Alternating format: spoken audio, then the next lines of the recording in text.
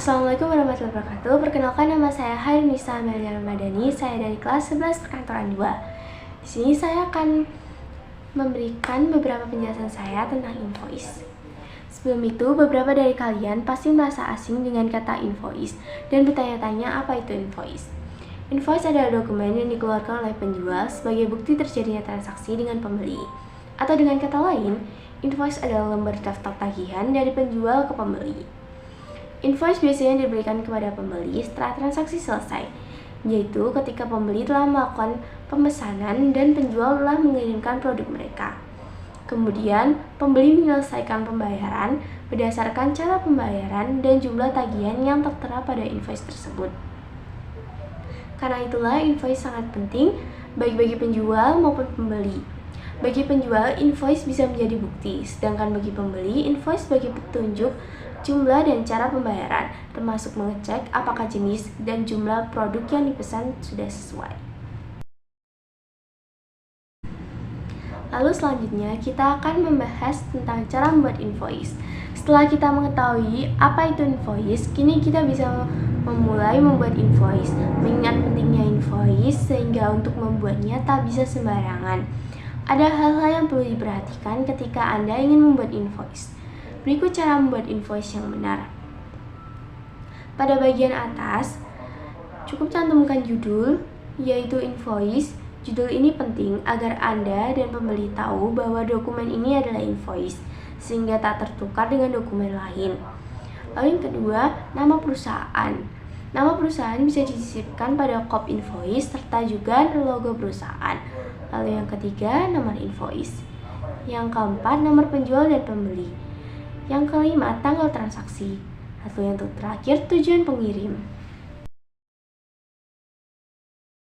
Lalu selanjutnya pada bagian tengah, Anda bisa membuat tabel yang berisi nomor, nama produk, jumlah masing-masing produk, deskripsi, harga atau satuan, harga subtotal produk. Sisipkan baris untuk PPN.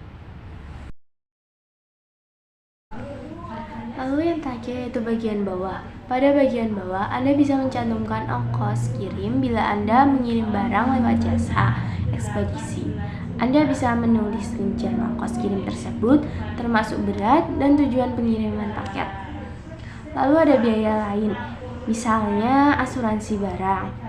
Lalu total pembayaran. Saat semua biaya sudah tercantum dengan jelas, Anda bisa menjumlahnya sebagai total pembayaran. Lalu pada bagian akhir, diberi keterangan tempat, tanggal, tanda tangan, dan nama lengkap klien. Lalu pembahasan kita yang terakhir yaitu tentang manfaat invoice. Bukan hanya sebagai faktur penagihan kepada konsumen atau klien, invoice memiliki banyak manfaat, termasuk untuk perusahaan itu sendiri. Salah satunya adalah sebagai bukti bahwa perusahaan telah berbadan hukum dan telah memenuhi kewajibannya sebagai wajib pajak. Lalu dengan terbitkannya invoice, ada bukti fisik bahwa telah terjadi kesepakatan antara dua pihak yang terlibat jual beli. Apabila terjadi kesalahan pemesanan produk yang dianggap tidak sesuai dengan kesepakatan awal, maka invoice bisa dijadikan bukti asli. Transparansi keuangan antara penjual dan pembeli juga terjaga berkat terbitnya invoice. Sebab invoice memuat secara rinci keterangan transaksi mulai dari jenis barang, jumlah, harga, diskon, pajak, dan sebagainya. Invoice juga diperlukan dalam proses pencatatan keuangan perusahaan.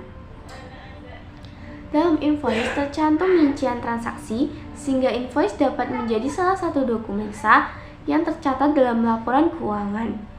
Ketika dilakukan proses audit dalam perusahaan tersebut, invoice dapat menjadi alat bukti. Manfaat lain invoice dapat menjadi bukti keluar masuk pesanan, menjadi acuan atas transaksi yang dilakukan, juga rekam produksi perusahaan.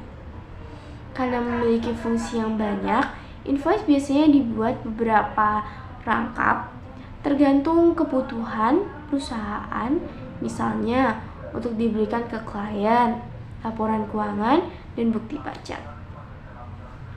Baik sekiranya itu